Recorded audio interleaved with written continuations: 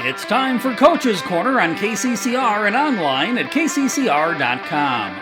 Coach's Corner is brought to you by Todd's Electric, James Pharmacy, Lamb Motors, Avera, Hawaii Federal Credit Union, and Edward Jones Financial. Coach's Corner is also brought to you by Graham Tire, Kruger Contracting, CHS River Plains, Gales Gas, Bank West, and Capital City Ford, Lincoln, and Toyota. From the KCCR studios in Pierre, KCCR award-winning sports director, John Winkler. And a good evening as we welcome you here inside the KCCR studios on this Wednesday evening. John Winkler with you as we've finally started to warm up a little bit. It is nice to get a little bit warmer weather, although we are still trying just to stay in the 30s. But it is much warmer than it has been the last couple of days. Hey, we've got a good Coach's Corner coming up tonight. We're going to first start off talking hockey with the head coach of the Hawaii Capital boys team, Landon Badger. We'll then transition into Pierre Governor girls basketball, talking with head coach Kirk Bebout. Then staying with basketball, Slave Beats boys head coach Brian White will join us on the show, and we'll close out the night talking some Pierre gymnastics as Rebecca Feller, head coach of the Governors, will join us to close out the program. That's all on the way here this Wednesday night tonight here on KCCR and online at kccrradio.com. If you miss the show or have to miss any portion of it, it is available on YouTube for playback anytime at KCCR Sports. We'll return and talk with head coach Landon Badger of the Hawaii Capitals coming up after this here on KCCR and online at kccrradio.com. Building a home. It's the biggest investment most of us make in a lifetime. Not to mention, it's a decision that, well, you pretty much live with day and night.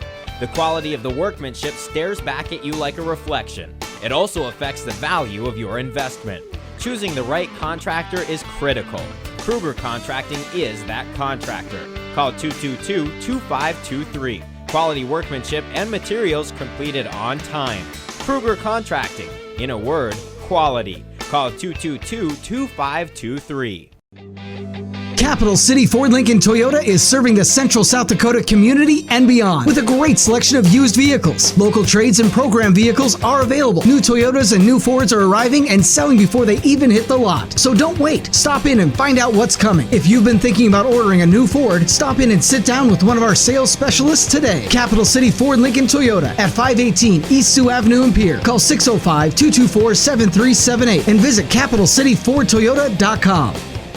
It takes hard work to reach goals. It's a truth that applies to more than just sports. It also goes for your financial goals. You work hard for your money. You deserve an investment strategy that lines up with your game plan. Your local Edward Jones financial advisor can help. If your investments aren't getting you closer to the win, visit edwardjones.com or stop by your local Pierre area Edward Jones office for a financial review. Edward Jones, making sense of investing. Member SIPC. Hey, I'm just here so I don't get fined, so y'all can sit here and ask me all the questions y'all want to. I'm going to answer with the same answer, so y'all can shoot if y'all please. This is Coach's Corner on your home for the Pierre Governors, KCCR, and online at kccrradio.com. As we welcome you back to Coach's Corner here on KCCR and online at kccrradio.com. Joining me is Coach Landon Badger, the head coach of the Hawaii Capital boys team, as they will have just one game this weekend after a 3-game weekend this past weekend. And let's go back to that here first, Coach, and the 1-2 weekend that you guys had against Watertown Friday, Brookings Saturday, and Brandon Valley Sunday. One overall aspect of that weekend, what was the biggest takeaway from those 3 games? You know, probably one of the biggest takeaways was it was kind of a heart-wrenching loss to go against Watertown and be up 2-0 and kind of let them right back into that game and find a way to win the game with about 20 seconds left in there.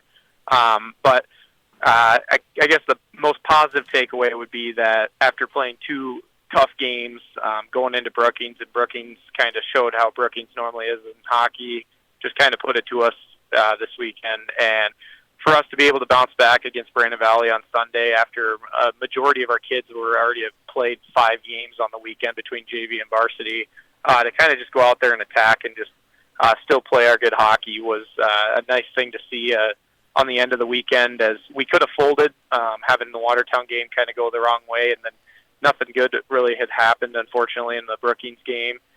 But instead, our kids were able to bounce back. We had a good conversation before the game, and kind of had everyone's heads focused on just trying to accomplish our little task at hand on Sunday and finding a way to get a win on the end of the weekend. Yeah, and such a long weekend, and a lot of these guys, like you mentioned too, playing JV varsity. There's guys that you lack on varsity, but a lot of them still have significant minutes playing JV and varsity, and how tough that is. You didn't see it Saturday. You kind of saw a little bit of it on Sunday, but to only kind of see it shows the work that these guys are putting in, because it was probably pretty easy to really skate slow and to be lazy, quote unquote lazy, because you're so tired. But a lot of these guys still played hard hockey on Sunday. Yeah, absolutely. I mean, from time to time, you might have saw a shift where a kid started to kind of show a little bit of fatigue. But I mean, we kind of we've been prepping since really beginning of October and getting ourselves prepared, because we knew this situation was going to happen. We knew we were going to have 3-game weekends, which turns into 6 for most guys. And so we kind of took advantage of that early on this year and doing a good job of getting conditioned, and also just kind of talking with the kids and understanding that there's a time to go and there's a time to play a little bit more defensive, and just kind of know your limits. And the kids did a good job with that, and it kind of reflected on the scoreboard come the end of the day on Sunday. Now, the flip side, after having a 3-game weekend, you go into having just 1 game this weekend, and obviously the JV will still play Huron before you guys play here. The varsity plays Huron on Saturday night, but the fact that you go from 3 to 1 game weekend probably feels kind of odd to only have that 1 game to prepare for and work towards and through this coming weekend.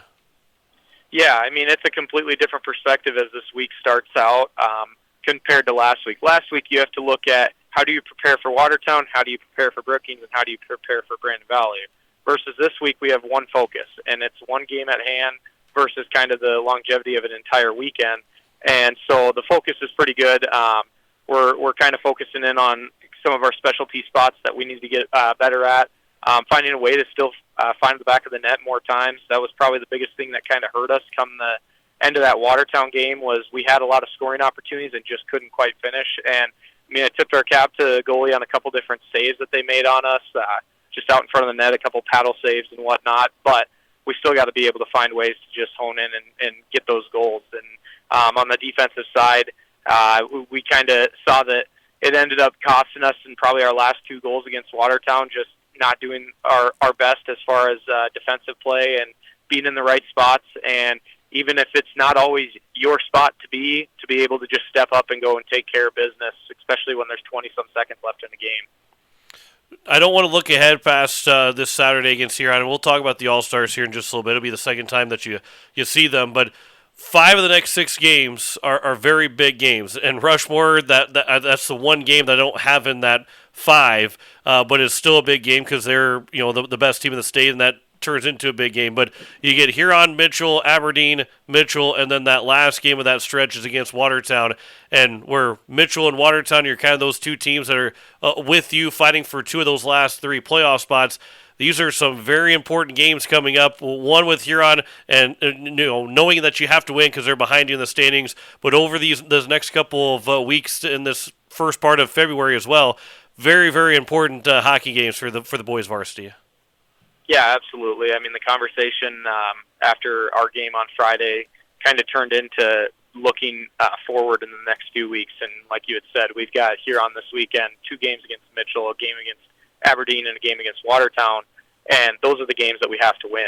And if we do so, then we're not quite as worried about how the game goes against Rapid City, as Rapid kind of just stepped up and played a really dominant hockey game against us. But going forward, like, our mindset has to be, do we want to have to rely on going and taking down the Thunder during the regular season, or is it okay if something doesn't quite go right in that game and we can still rely on how we play against these other teams? And the conversations have been good with all the kids, and they all have the right mindsets to kind of go and attack this weekend. And we only got 1 game this weekend. We only have 1 game next weekend, so we have to take advantage of when we get our opportunities, we go as hard as we possibly can, because it's getting down to the wire, and we've got to be able to find a way to win those games. And this Capitals team, I know, moral victories are what they are. Some coaches like it. Some coaches hate to talk about moral victories and all that stuff. They just want regular victories.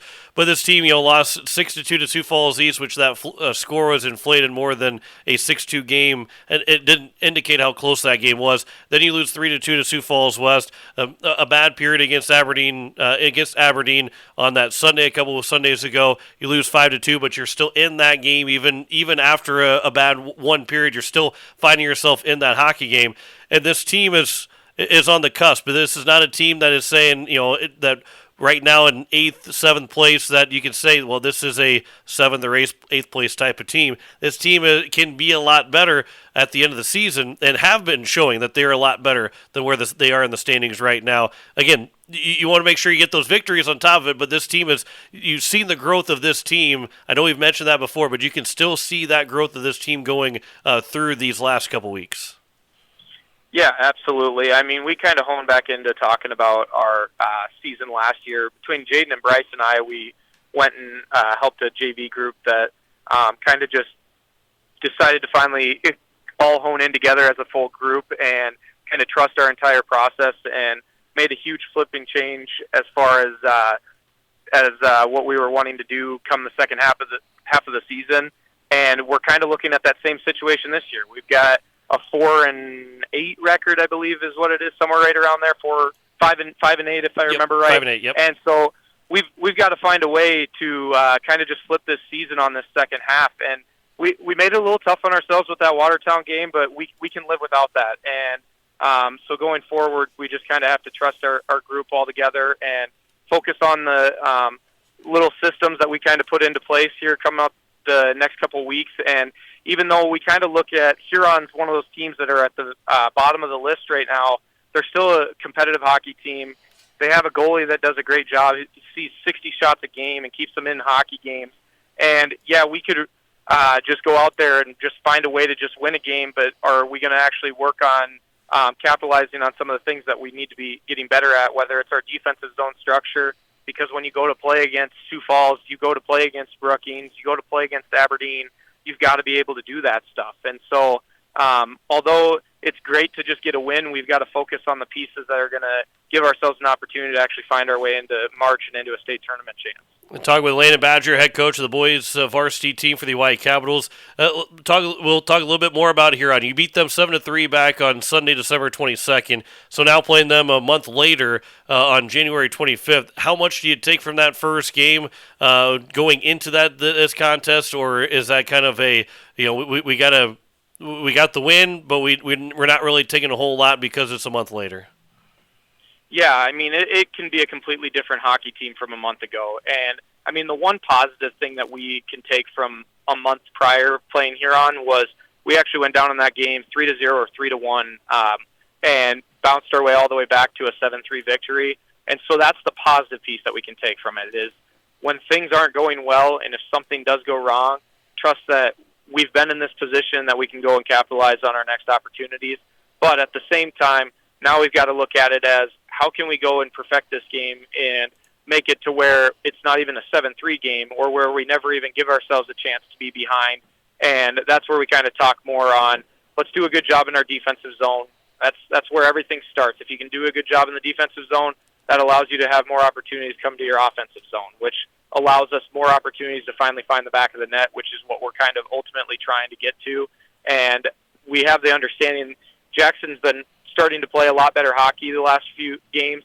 The Brookings game we kind of look back at, and yeah, he gets scored on 5 times, but what we wanted out of him is what we got. And he stood out and actually did a great job, even though maybe stats would say one other thing, but he stepped up and did a great job there. And so we have to have the understanding that he's going to let a few goals in, and that's okay. We've talked with all of our goalies on that. We've talked with all our players, but being able to just kind of start in that D zone and get ourselves the offensive zone will help us a lot. Real quick, as we start to wrap things up, want to mention, too, next Saturday, not this coming Saturday, next Saturday, when you guys do host the Mitchell Marlins on February 1st, it is Pink the Rink night, and there'll be festivities throughout the entire day with all the games. Girls varsity will play in the afternoon. Boys varsity will close out the night at 8 o'clock.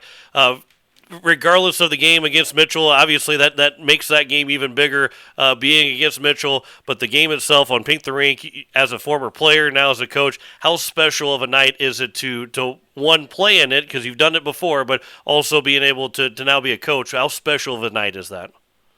Yeah, Pink the Rink has been a special moment since when we were just getting to the end of our high school career. That's when it all kind of started, and to finally get to be back in part of it as now part of the coaching staff, it's just a cool honor, and it's a time for everyone to kind of take a moment to step back and understand that hockey's just a game and that there's more struggles out there in life. But it's a cool experience, good chance for us to kind of reflect with our kids and just kind of be able to sit down and talk about the special moment that there is there, and then at the same time, to top it off, you got yourself a hockey game at the end of the day to go and have fun there and hopefully find a way to get a win there too.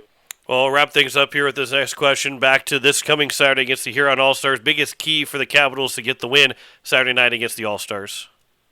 Defensive zone structure. We've talked a lot about it, that we've just got to be better as far as supporting our goalies and supporting our defense. They do a great job down low, and our wing support and center support just has to do a good job in front of the net and make sure that if Huron's going to find a way to score, it's going to be from the outside edges. And we'll tip our cap to any team that does that, and we'll go back to work and go back to battle and find our way to get down ice then and be able to have scoring opportunities. Well, Coach A, I appreciate the time. As always, good talking to you. Good luck on Saturday. We'll be talking to you again soon. Thank you. That is head coach Lena Badger, the Wyatt Capitals. Back with more of Coach's Corner after this here on KCCR and online at kccrradio.com. kccrradio.com. KCCR. No one likes to have electrical problems, but when they happen, call Todd's Electric at 223-2518. With over 30 years of experience, Todd's Electric can handle any type of electrical problem, whether it's residential, commercial, or agriculture. Their knowledgeable staff knows and understands the importance of your home, business, or ag facility and are prepared to help. That number again is 223-2518. Todd's Electric Service, serving the Pierre-Fort Pierre area. Todd's Electric Service, the line to power. People helping people. Have you ever wondered what the benefits are of becoming a Owyhee Federal Credit Union member? At Owyhee Federal Credit Union, we reinvest profits in you. We do this in the form of lower interest rates, higher dividends, and low to no fees. So come check us out or come in at 221 East Pleasant Drive in Pierre, because at Owyhee Federal Credit Union, we treat our members like they own the place because, well, they do. Owyhee Federal Credit Union. Look, it's no secret that owning a vehicle can cause a lot of stress, and they get a lot of wear and tear on them through every season. Graham Tire wants you to know that you can trust them with any problem that you have with your vehicle. They have fully trained ASE certified mechanics on staff, ready to handle it for you. From brakes and bearings to alignments and front ends. Let their experience work for you. Over 50 years combined means you can count on them. So if it's time for a transmission flush or even a simple oil change, the only name you need to know is Graham Tire, 421 West Sioux Avenue in Pierre. Yeah, that's what I'm talking about. Now I'm playing for real. Yeah, you're doing pretty good. What play should I call now? Maybe corner three. He's hot. He is hot. Keep feeding that guy. Now back to Coach's Corner with KCCR award-winning sports director John Winkler. As we welcome you back to Coach's Corner here on KCCR and online at kccrradio.com. Joining me is Coach Kirk Bebout of the Pierre Governors, who picked up a win last night against the Douglas Patriots, 62-19 in that victory to go to 4-3 on the season. And Coach, before we start to look at what's ahead and the really tough schedule that you have coming up, let's go back to last night's game and the dominating performance that the Pierre Governors had. What was the biggest takeaway for you for that win for Pierre? I think I kind of mentioned before, like beginning of the year, it's just really about our attitude and effort, how we approach things. So I think in a game like that, the danger is you can sometimes pick up bad habits or do things out of the ordinary that aren't really what we're about, or maybe become a little focused on yourself as opposed to a team. And I don't think the girls did that. I thought they did a great job of doing exactly what we do as a team and playing together and playing hard and focusing on doing things the right way. So, like I said, sometimes you get in a game like that where you end up it's a little lopsided, and sometimes it's a overall negative thing, and it really ends up not being that much fun. And that's what I told the girls before. We just want to have fun, and the way we're going to do that is by being ourselves and being competitive and working hard together. And I was really proud of the girls that they I thought they did that last night. And defensively, you guys forced 31 turnovers, but offensively as well, 9 different girls that score, and you've always been a big proponent. You're not worried about who gets the most points or who scores here and there, but to see that many girls score in that game, again, tells you the fact that everybody was playing selfless basketball on the offensive side last night. Yeah, I mean, we really have to make sure that everyone that's on the floor is a threat. Otherwise, you become very guardable and predictable. You know, we've had, Emery and Lennox have obviously been leading us in scoring throughout the year, but we need to know that we are going to have contributions elsewhere and up and down the lineup. So, it's nice to see that. We need that to continue, and you mentioned our schedule coming up, playing some really good teams. We're going to have everyone contribute on both ends of the floor, and everyone has to be a willing scorer for us. Now, as we talk with Coach Kurt Bebout of the Pierre Governor girls basketball team, now 4-3 in the season. That was your first home game since December 21st, so it was a month apart from the last time you had played at home. You only had 2 games in between that span of a month, but the difficulty of one, being that long away from playing in your own gym, obviously practicing all that stuff, but having a couple games away from home, but also only being a couple games in that span of a month, how difficult can that be? But also how happy you were to see this team after the 10-day layoff be able to pick up that win. Again, and you can't change the schedule, but how difficult can that be from having only 3 games in a span of a month? Yeah, the schedule is what it is, and I'm not complaining because I love the practice time, especially at the beginning of the year. That's when we really want that practice time so that we're ready to go with the games at the end of the year. So. But yeah, it is different, right? I mean, it is kind of crazy to think about that. It's been a month since we've been at home. We've only played, like you said, only 2 games in between there. It's like that's different. So that presents some challenges. I think we talked about this before that that every season is different with those different challenges, and that's what makes it unique and interesting and fun. So I think the girls have done a great job with that too. I mean, it is a challenge to. You don't have a game for a week, and you haven't had a game for a week, and you got to come and get better in practice every day. So, I think those are life lessons too. That every day you got to try to be your best and try to get a little bit better. So, and the girls have been really great about it. Honestly, like I'm not one to sugarcoat things with them or anybody. And if it wasn't true, I wouldn't say it. I'm just really proud of their approach and their attitudes and the way that they've done things. We got a big test coming up, and we got to continue with that and keep things in perspective about what we're working towards. Yeah, and the schedule upcoming for the Pierre Governors: Brandon Valley on Thursday, who's 8-1; Aberdeen Central next Tuesday, 7-2; O'Gorman the following Friday at 9-0; Harrisburg that next week at 6-3.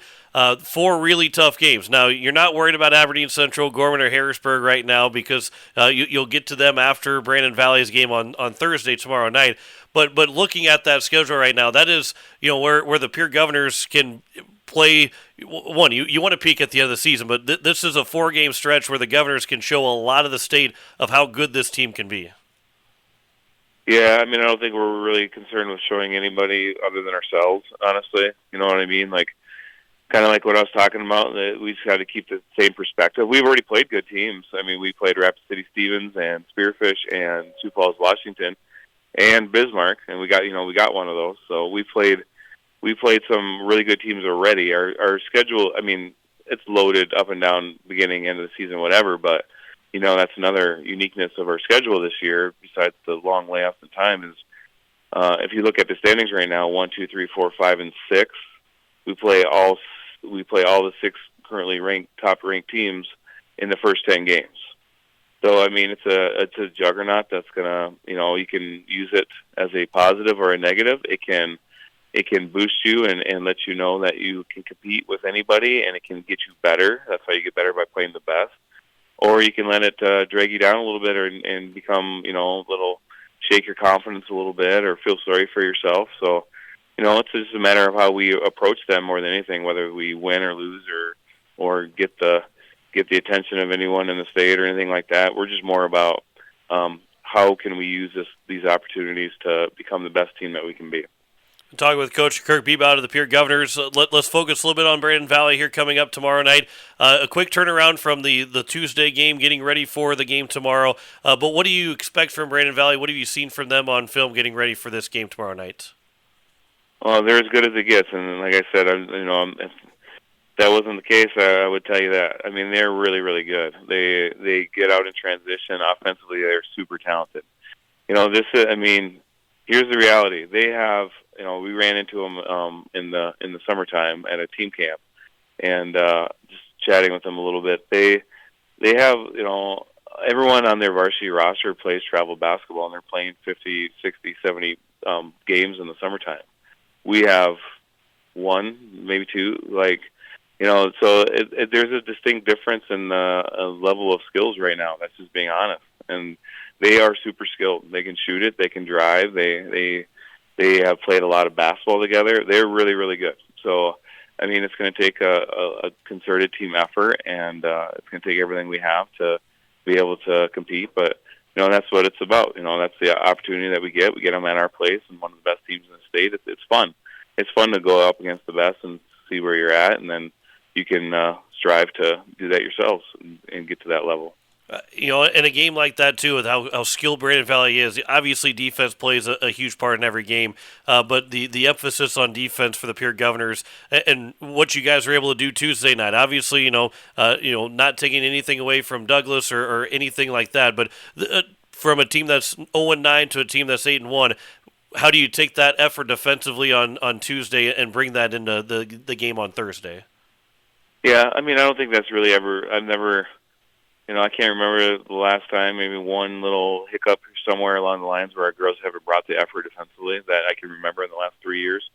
So I'm not really concerned about, us carrying over the effort. It's just the fact that they're really, really good. To keep Pageant in front of you or keep Kellenberger in front of you or keep Salter off the boards, who's 5'11" and super athletic, and Geaver, who's 6'2", and our tallest girl's 5'8". Those are unique challenges that we got to be excited about. And one thing that we tell our girls, there's a lot of hard workers out there. Most girls that are playing basketball are going to work hard, but we want to be competitors. And the difference between hard workers and competitors is competitors just find a way to get it done. So not only do we need to box out, we need to get the rebound. Not only do we need to move our feet and have effort on defense, we got to keep them out of the paint, and we got to contest. So like I said, those are all great challenges, and we're going to give it everything we have, and that's the key, is that we keep the right attitude and effort, and if we put our minds to getting something done and doing it, I think these girls have shown that they're capable. Then offensively, too, we'll kind of start to wrap up a little bit, too, but offensively against this Brandon Valley team, what needs to be done to be successful against the Lynx on Thursday? Yeah, they'll show some full court zone press, and they drop back into a 2-3 that they're very active in, long, and look to deflect passes and get out and help them get out in transition, which they're very good at. So, offensively, we're going to have to make sure that we're using our fundamentals and our skills, and making sure that we're faking, fake a pass, make a pass, use jump stops, use our pivots, catch with two hands. Be focused. You got to catch shot ready. You don't have all day to shoot. They got long, tall girls on the wing, so those gaps and that timing is going to be quick. So we just got to be focused and ready to go and sharp with our fundamentals. And then for you mentioned towards the beginning about the extra practices that you've had at the beginning. Your guy loves practice. Love to have all those practices. How excited, though, are you to really kind of get into the routine and the meat of this schedule of playing and practice, and not having extended time breaks between games? How excited are you to kind of get into the meat of the schedule now? Yeah, the schedule is what it is. It would be nice if we played and then had 3 or 4 practices every time, and there's a routine. Sometimes you have a game and then you have 3 practices. Sometimes you have a game and then you have a game again the next day. So it's just different, and that's the uniqueness of basketball. It's not football where you have one game a week and you kind of Monday is this and Tuesday is this and Wednesday is this. It's different for us. So it is I'm just happy for the girls because it's really about them, and they want to play. So that's the fun part. They get to go out there and compete. Win or lose, you're going to have another game very soon, so that's always a good thing too. So it helps keep the focus. And then final question here, like I always ask, like what I like to ask is biggest key for the Governors to get the win against Brandon Valley tomorrow night. Yeah, I'm sorry I'm boring, but it's always the same things. We're gonna have to rebound. We're gonna have to hold them to one shot. Hopefully, outside contested jumper, because they're just super good about getting to the paint and getting, shots around the basket. So we really got to make sure we're back on defense and not turning the ball over on offense in order to get our defense set and then hold them to one. So rebounding, and then, like I said, we can't be turning the ball over so that they're getting to the rim in transition. So taking care of the ball, and then just thirdly, being focused. Let's not worry about anything other than the next play, and continue to play get each play to get better, and then stay together. We're doing this thing together, and that's what makes it fun and special. Well, Coach, hey, I appreciate the time as always. Good talking to you again. Looking forward to a big couple matchups, especially at home too. It's gonna be fun to watch this Pierre Governor team at home against some really good competition around the state. Appreciate the time. Good luck tomorrow, and we'll be talking to you again soon.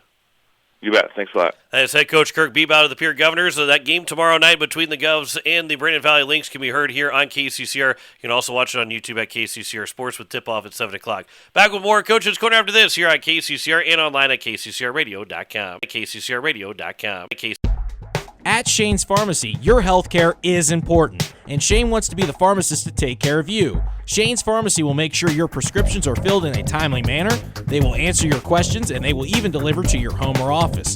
Call 223-9200. Shane's Pharmacy, the pharmacy you know and trust. The number again is 223-9200. Shane's Pharmacy in Fort Pierre, proud to support high school athletics. This fall, take some time to think about your future. While the leaves make their way down to earth and the last sunset of summer leaves us with an autumn chill, it's time to grab the nearest foam finger and break out the face paint. Rush the stands with First Dakota National Bank and forget how to blink. Fall sports are back with jaw-dropping plays, an electric atmosphere, and epic scores. Make some noise with First Dakota National Bank. Open a new account online today at firstdakotanationalbank.com. Member FDIC. That's a clown question, bro. You're listening to Coach's Corner on KCCR and online at kccrradio.com. As we welcome back to Coach's Corner here on KCCR and online at kccrradio.com. Joining me is Coach Brian White of the Syracuse Chargers, who played last night, got a win over Timberlake 58-48 as they now at 5-3 on the season. Coach, first off, let's go back to last night. You still got another game coming up on Saturday, but go back to last night. A comeback win, got the 10-point win. Biggest takeaway from the victory for the Chargers? I thought we really just improved defensively in the second half. I think we started to figure a few things out. Just really played better defensively in the second half, rebounded the ball a little bit better, and it kind of propelled us to a little bit better. Playing better on the offensive end, getting to the rim a little bit more than we had, and kind of playing inside out a little bit more in the second half. And I thought that was kind of the difference in the basketball game. Well, this your team so far at 5-3 in every game so far, other than one in a 53-44 loss to Wolsey Westington. You've at least put up 50 points. You've put up 70 points in a couple of games so far this season. Offensively, what's I know one guy in particular, but there's a lot of guys on this team that gets this offense going. What's been the biggest thing that's got this offense going? We just play with a lot of pace is probably the biggest thing that has been our key this year. We play fast. The ball moves up the floor really quick. It's kind of given us the opportunity to score early in the clock and find ways to get easy buckets just out in transition. Kind of allows a lot of guys to get out and run and do some of the things that they're good at. And we've got some guys that are really good in transition. We're not real big, but we've got a lot of guys that can run and play in transition that are pretty skilled. Well, and obviously, as every small Class B team has, a lot of guys transition from football over to basketball, and having the end of the football season, obviously win a state championship, but having that end of the year and then going, because this is the first time we got a chance to talk with Coach's Corner, a little bit of a quicker transition from the end of fall sports into the basketball season. Has that kind of played a factor into guys that can be jumping into it? Maybe you've said, boy, we started off a little bit rustier, but we really started to pick up the pace. Did you notice a little bit difference than maybe other years of, because you've done it before where the guys have gotten to the Dome and have been able to then start the basketball season. Is any kind of difference or advantage of doing that? Yeah, I mean, I wouldn't say advantage. It's probably more on the disadvantage side of making that run. You're just a little more beat up. I mean, it's a long football season becomes. A lot of times you look at football season as kind of a sprint, but when you make that long run, it becomes a long grind, and it's 13 weeks of football and beating on the body, and in 9-man football, everybody plays both sides of the football. Like Wes is our safety, and he comes down, he tackles a bunch. He's our quarterback. The Barber was hurt a lot of our year, but so maybe his body didn't take quite the beating it would have. But as a running back, a lot of things there where you just get beat on and things of that nature. So just a lot of wear and tear on bodies. And I mean, Wes is still trying to get healthy. Whether he ever gets there is be totally different situation. We'll find out. But I mean, he played 6 games at the end of the year with a broken toe. Still a broken toe right now, and he's just playing through it. And just kind of his body's just beat up. We got a lot of guys like that, and so trying to get them to, and then you got to get to the mental side where you're just flipping the switch from within 2 weeks of going from football, which you put so much into and so much time and effort and everything, and it was such a great experience for all of us. I mean, we wouldn't trade it for the world. It just takes a little bit for that thing to kind of switch over. So we're kind of getting to that point where we're switching it over, but trying to get healthy has been a little more of a challenge. And then that's a testament to having a 5-3 season. I know the guys aren't going to make excuses. You wouldn't make any excuses either. But for the tough stretch that you've started, because you have 2 teams on this schedule so far that you've played that are under 500. Everybody else has been 500 or much better than 500. And to be at where you're at right now, a testament to how good the Soybees team can be, especially as guys are getting a little bit healthier. You're going to still be beat up as the year goes on. But as guys continue to get healthier and get more in the flow and more into the routine of having now a lot more games and practices than at the beginning of the year, a testament to how good this Soybees team has been to start the year. Yeah, I think we do have the potential to be really talented and have a really good year and do some really fun things. And we're excited for that. I mean, we've done a nice job. We play really hard. We play fast. It's a really good group, and we have played some really high level teams to this point. I don't think we played anybody throughout the year here that we could walk into the gym and just expect to win. And that's how our schedule sets up for a reason, because we want to challenge ourselves. We want to see how good we can be. And I think we're just going to continue to get better throughout the season. Talking with Brian White, head coach of the Soybees boys basketball team. You guys go to play in Elkton on Saturday, the Dakota Valley Conference Classic. DeBrook area is your opponent. Have you ever, as the head coach of Soybees, have you played DeBrook at all since you've been the head coach? And if you haven't, or even if you maybe played them once, how nice is it to play a team that you really have very little familiarity to? Yeah, no, I've never played DeBrook, so this will be a fun contest for us. Something new, someone I've never faced in my, 13, 14 years now. So it'll be a lot of fun for us. I'm excited for the trip. It's a different classic than we've ever played in, something new, something a little bit different. So those things are always kind of fun, especially this time of the year to kind of break things up a little bit. Before we kind of get into that grind of playing the teams that we play year in and year out. Well, and you're a guy that really likes to focus on yourself and not so much, especially the early to midway point of the season. As the season goes on, you're scouting. You're still scouting as the year goes on, but it becomes a little bit more intense and maybe more for the guys on the team. What do you know about DeBrook area, if anything, going into this game on Saturday? You just got done with Timberlake, so we're talking Wednesday morning. So the film process probably hasn't started quite yet. But what do you know about the DeBrook area team? Not a ton. They're very similar to us from what I've seen on film thus far. Yeah, we'll dive in a little bit deeper here as we get going this week. But they're undersized, but they play really fast. They play with a lot of tempo. They've got multiple guards that can really play and shoot it and make things tough on you there. So they're going to give us a lot of challenges. And one of the biggest challenges is going to be just driving 3.5 hours to see if we can get off the bus and play. You know, that's not something that we do very often. So can we handle the travel like a mature veteran group and be ready to go when we get off the bus? So that's also a challenge for us. So but we're excited to go play someone new that we normally don't get to play and get to play in a facility that we've never played in, and just those sort of things kind of make it a lot of fun, especially this time of year.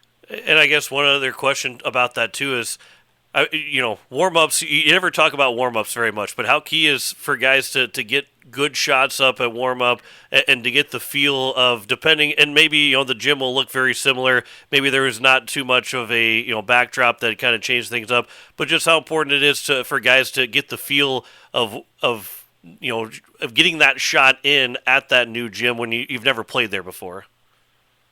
Yeah, I don't know if the gym will have that big of impact. I think it's just kind of fun to walk into a new facility and get to play against people and watch people that you don't normally see play.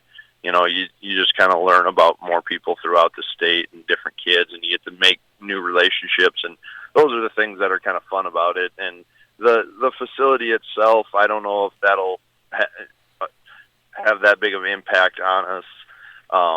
But I do think the travel is one of the harder things for kids, just to have that length of travel and then have to be able to ramp themselves up and get themselves ready to play within about an hour and a half. Talk with Coach Brian White, Sully Beach Charger boys basketball team. Before we wrap things up, I get a chance here this week to talk about it. FCS National Championship, FBS National Championship, Gray Zabel for North Dakota State, Lincoln Kenols, Ohio State. You got a chance to coach them in baseball, and how surreal and how cool is it to see that a couple guys, be able to coach a couple guys that have won national championships in the same year, both FCS and FBS? It was absolutely wild. I actually was fortunate enough to get to go to Frisco and watch Gray play, and that was an outstanding experience, and it was just so much fun. Like, it was one of the coolest experiences I've ever been a part of, and I thanked him for all that he did for every program that I was part of, and just was so cool to see what he means to NDSU. That was really special, and that was a lot of fun. And then getting to watch Link and just knowing that he was Riley Leonard for the week, and that he was a big part of them having the success they had. I mean, Notre Dame might have been better off if they had Link on their sideline, but he might have been playing for them. But, it's awesome. It's so cool that you got to coach those guys, and they're just flat studs. And, I mean, you don't get those sort of kids very often, and when you do, it's pretty fun to follow them. Yeah, it was a lot of fun to see, and to be able to have a couple of peer kids and have, they're talking about, Lincoln being the first guy since 2000 to be on an FBS national championship team, and somehow, well, not somehow, we know how, but two peer kids getting a chance to be on the FCS and FBS team in the same year is pretty special. And you mentioned too, and reiterate again, that being able to coach these guys, whether you saw them winning FCS and FBS national championships, you saw those guys, along with the teams that you've been able to coach, be some special groups of players and special groups of kids. Yeah, really did. I mean, they've won at every level they're at. Like, when you look at those sort of kids, and they won state football championships. Link won a state baseball championship. If Gray could have stuck around his senior year, I think we had a really, really good shot at winning a state Legion championship. I mean, those guys are just kind of born and they know how to win, and they just kind of bring everybody along with them, and that's why you're seeing them have the success they're having now, and that they're just outstanding. They're better humans than they are athletes as well. So that's pretty fun to watch, and excited that we get to continue to follow their careers as hopefully Gray goes on and gets drafted this year, and hopefully Link just keeps competing his butt off at Ohio State or whatever he chooses to do. And I think the entire community up here will be finding a new NFL team, and potentially whether we'll all stay Ohio State fans or if he decides that that's not the spot he wants to be forever, we'll figure out and follow him there. So it's just fun to follow those guys, and like we're all really proud of them, and I don't think there's anybody in Pierre that can say a bad word about either of those two, especially for what they've done for the community up here. Well, we're starting to run out of time, but maybe the next question, next time that we talk, I'll be asking you what team should be drafting Gray Zabel. But we'll leave that for the for next time. Final question, though, we'll go back to Sully Beast basketball here real quick. DeBrook area on Saturday. Biggest key overall to get that win Saturday afternoon against the DeBrook area? We're just going to have to continue to get better defensively. I mean, if this group can continue to get better defensively, we'll figure out enough ways to score the basketball and have success there. So we have to continue to figure out how we're going to defend and really how we're going to rebound the basketball. If we can do those two things, I think this team's got a chance to be a really good basketball team by the end of the year. Coach, hey, I appreciate the time. As always, good talking to you. Good luck. Safe travels on Saturday. Good luck on Saturday, and we'll be talking to you again soon. Sounds good. Thanks for having me. Absolutely. Appreciate it. Absolutely. That was Brian White, head coach of the Sully Beast boys basketball team. Back with more Coaches Corner after this here on KCCR and online at kccrradio.com. kccrradio.com. KCCR Radio. Score big on your next vehicle purchase with Lamb Motor Company in Oneida and Gettysburg, Lamb Chevrolet and Implement in Oneida, and Lamb Auto Sales in Pierre. Check out their large selection of new and pre-owned cars, trucks, and SUVs at any one of their locations, or go online to lambmotor.com. That's LAMBMOTOR.com. Or give them a call today at 800-952-2222. Lamb Motor Company of Oneida and Gettysburg, Lamb Chevrolet and Implement in Oneida, and Lamb Auto Sales in Pierre. Hey you. Are you at a job that is fulfilling, has good benefits to support you or a family today, and retirement goes down the road? If you just said no, listen up. CHS River Plains is hiring operations personnel, drivers, and custom applicators at several locations. These come with a knockout affordable benefit package for you and the whole family. Apply to a job with CHS River Plains and up your benefits straight up. To apply, visit us online at chsriverplains.com or stop in at one of our locations. CHS is an equal opportunity employer. You're listening to Coach's Corner on Central South Dakota's sports leader, KCCR. You like that? You like that? As we welcome you back to Coach's Corner here on KCCR and online at kccrradio.com. Joining me is Coach Rebecca Feller of the Pierre Gymnastics team as they get set to start to wrap up the season, which is hard to believe. There's still a couple meets before the state tournament for that state meet on the weekend of Valentine's Day. But, Coach, it's good talking to you again. That's the crazy thing, though, is that we're coming down the final couple weeks. It doesn't feel like we should be starting to talk about postseason for gymnastics or any winter sports, but we're just a couple weeks away. Yeah, I mean, we knew it was coming, and it usually when you hit January, the meets come fast and furious, and so you gotta know what you need for ESD and get those routines knocked out. Well, you guys were in Aberdeen on Monday for an invite. You'll be going to Brookings again this next Monday. That'll be your next meet. But we'll go back to Aberdeen. What'd you like about what the gymnastics team was able to do on that meet on Monday? They just keep up in that team score. We keep qualifying girls for the state meet. A gymnast needs to get 3 in-season qualifying scores in order to pre-qualify for individual day at the state meet. We've already qualified Ryan Shepik and Emmy Lowe, and we've got a couple other girls at our last home meet. Actually, 6 of them got in-season qualifying scores.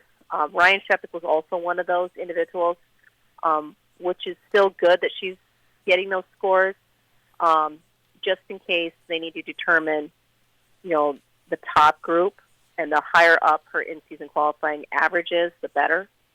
So it's great that we have girls that are, slowly getting those scores in, and it just shows that their scores are going up since the beginning of the season.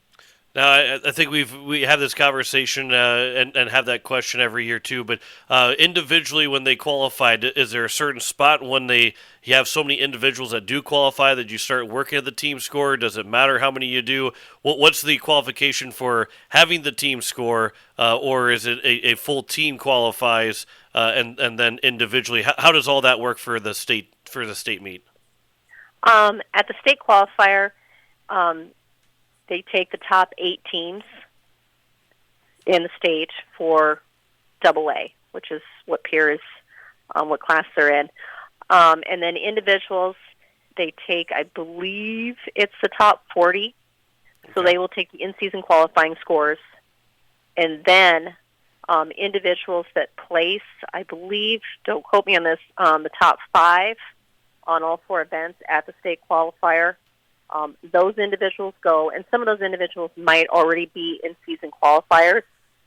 So if they already are, then they're taken, they're already on the list. And then they add in the wild cards to fill out that top group for each event, except for all around. You cannot qualify for all around unless you qualify for each event. Okay. Because that's changed since years past. Gotcha. Okay. Yeah. Because and especially for some of these girls, the pressure is still on. So to still continue to get those scores higher, and which is a good thing to always have a little bit of pressure to continue to up your score. But the pressure of getting to make sure that they're in the state tournament has gone away, and now that they really can focus on let's get better because we know we're going to be there at that final mark of the season at the middle of February. Yeah, I mean it's a relief for certain individuals that have already pre-qualified on a certain event, so they know they're going to be at the state tournament. You still have to keep upping that score and everything so that you are ready to qualify the team, because you only get one shot at that. Well, and you guys are coming down to the final stretch of having just the Brookings invite coming up next Monday, then the ESD the following Saturday on February 1st, then you get the qualifier meet on February 8th, and all of a sudden here's the state meet on that Friday, Saturday in Watertown as well.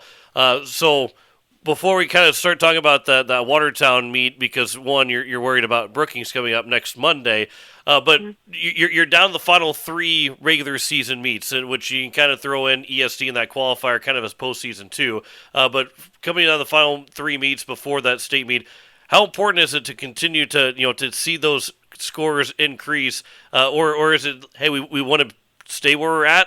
We want to improve, but as long as we stay where we're at, how do you handle those last couple meets? If the score keeps going up, especially if it's dual judging, we have had the last couple meets have been single judging. So you just have one set of eyes looking at that routine versus 2, and then getting the average from that.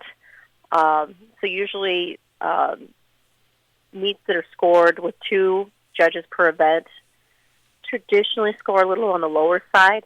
The girls have been increasing their score since the beginning of the season. They were kind of the low to mid 130s, and the last couple scores, have been mid to high 130s. And that's definitely something that I want to see at the end of the season. You get again, Brookings this coming Monday for a quad at 5:00. Then the following Saturday, the ESD. You're in Watertown then the next Saturday for the qualifier meet, and then you go right back to Watertown for the state meet. How nice is that to close out the season at the qualifier meet at Watertown, then knowing that you're going to be right back in Watertown that next weekend for the state meet? Is that a big help? Obviously, other teams will be in that same way, but is it a big help for the girls to be able to be at that place with that equipment, or is there going to be different equipment that will come in for the state meet? Last year when Pierre hosted, we had equipment that came in that was not from South Dakota. Okay. Previously, it has been equipment that has come in the whole school provides equipment. You have because you have to have 2 sets of each piece of equipment. So while one team is competing, then you have another team that's in an auxiliary gym and they're warming up. So you have to have 2 sets of equipment going. So then it's continuous competition. And then it's also Capital Cup rotation, which means you're warming up and competing versus some of the traditional meets that are not Capital Cup, where you warm up beforehand and then you just do a small touch before you go ahead and compete. And especially if they do a dual class, then it's back and forth. But the way the state meet was last year, the equipment was brought in. So I guess we can't say that, yes, we get to compete in Watertown a second time for the state meet, but the equipment will be different. But a plus will be it's going to be different for everybody. Yeah, that is true. But it probably, is the facility sometimes, if you get the same facility, does that help a little bit, or is it kind of you're focused on that equipment and you're not worried about what's around you? How does that play a factor into whether you're in this facility or in that facility? I remember this was a few years ago. Of course, I had half my team was middle schoolers, and every meet was new. Every meet was different. You would have upperclassmen that would, go to the equipment and everything and compete on it, and they knew what to expect. And the underclassmen are sitting there going, okay, well, the beam makes noises, or the bars seem different. They feel different. They might be a little bit slippery, or they might catch too much, and they're just noticing stuff.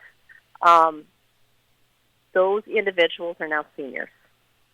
So majority of my varsity is upperclassmen now. So they don't get too rattled by the fact that, okay, this equipment is different, or, this might be different. They're just like, oh, well, this is where we're going, and this is what it is. So it is nice having a little bit of maturity on the team, so not everything is new to them.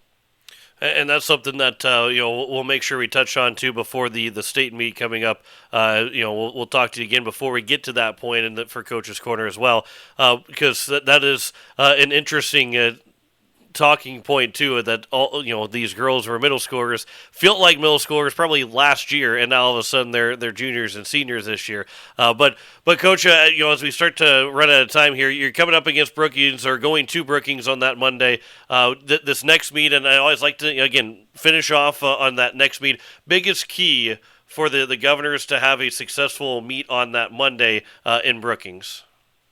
One of the biggest things is staying on the beam.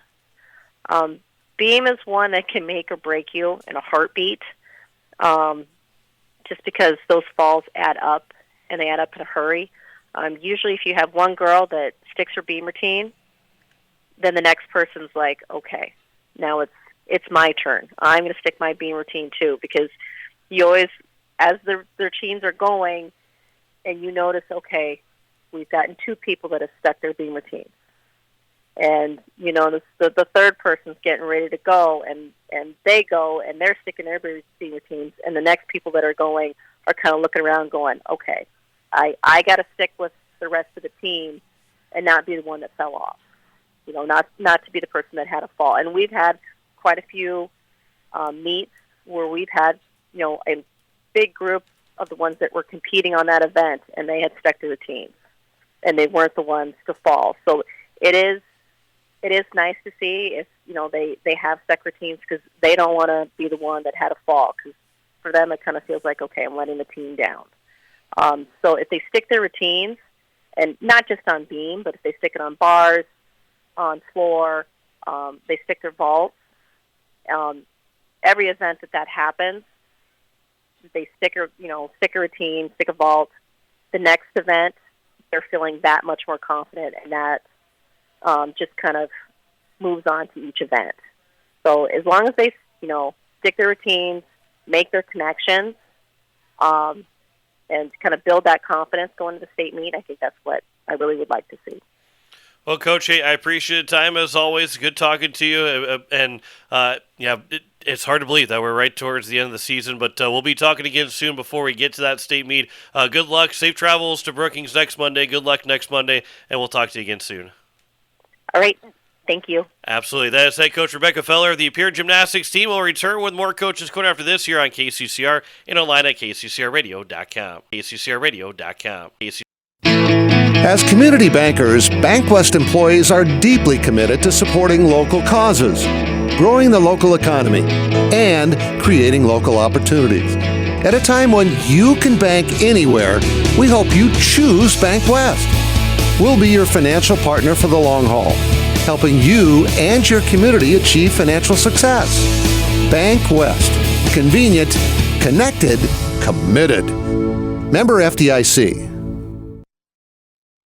Most of us already know that Gales Gas of Pierre is the place to call for propane. They offer an automatic fill plan so you never have to worry about running out of propane. They accept debit and credit payments or a budget payment plan to spread out the cost throughout the year so you never have surprises when you get your bill. For delivery, convenience, and great customer service, call Gales Gas at 224-5518. That's Gales Gas at 224-5518. Let me talk to you. You're listening to Coach's Corner on Central South Dakota's sports leader, KCCR. Yeah.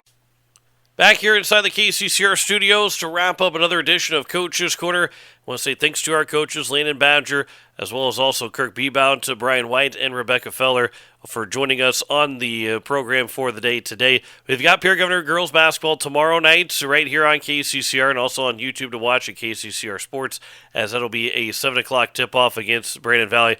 Big matchup for the Pierre Governor girls taking on Brandon Valley. Dylan Simmons will have the call for you coming up tomorrow night here on KCCR. We also have Hawaii Capitals hockey coming up on Saturday evening, as the Caps will take on the Aberdeen Cougars. It'll be girls hockey of coverage and puck drop at 7 o'clock on Capital City Rock. DT will have coverage of Sully Buttes girls basketball tomorrow night, as they will be over in Fort Pierre. Sully Buttes will be down in Fort Pierre. Will be over in Fort Pierre as DT on the call against the Staley County Lady Buffaloes. Then he'll be out in Elkton for that contest against the Brook area in that Dakota Valley Conference Classic that the Sully Buttes boys will be playing in. That'll be Saturday afternoon, and we'll have that for you as well on Country 95.3. And you can watch those games on YouTube at Country 95.3 Sports. We've got Conference Championship football coming up on Sunday. We got the Commanders-Eagles first with the NFC Championship, and then we'll have the Bills and Chiefs in the AFC Championship. Coverage will start at 1 o'clock Sunday afternoon for those two games that we'll have courtesy of Westwood One. So that will wrap up another edition of Coach's Corner. We will have one more in the month of January, then we get into our final month of Coach's Corner as we were closing in on the month of February. So we've still got another 5 weeks left to go, but we've got them all here for you on KCCR. Join us next Wednesday right here at 5:30 on KCCR and online at kccrradio.com. And again, if you miss any of tonight's show, want to recatch an interview, you can head over to YouTube, check it out, KCCR Sports. We do have it up on YouTube starting at the show time on KCCR Sports. We'll see you next Wednesday. Enjoy the rest of your week. Enjoy a fun weekend of sports coming up here on your Riverfront Broadcasting stations. Have a good rest of your night. You've been listening to Coach's Corner on KCCR and online at kccr.com. Coach's Corner is brought to you by Todd's Electric, Shane's Pharmacy, Lamb Motors, Avera, Oahe Federal Credit Union, Edward Jones Financial, Graham Tire, Kruger Contracting, CHS River Plains, Gales Gas, Bank West, and Capital City Ford, Lincoln, and Toyota. To hear the show again, head to YouTube at KCCR Sports for shows at any time. This has been a special presentation of Riverfront Broadcasting Sports, Central South Dakota's sports leader.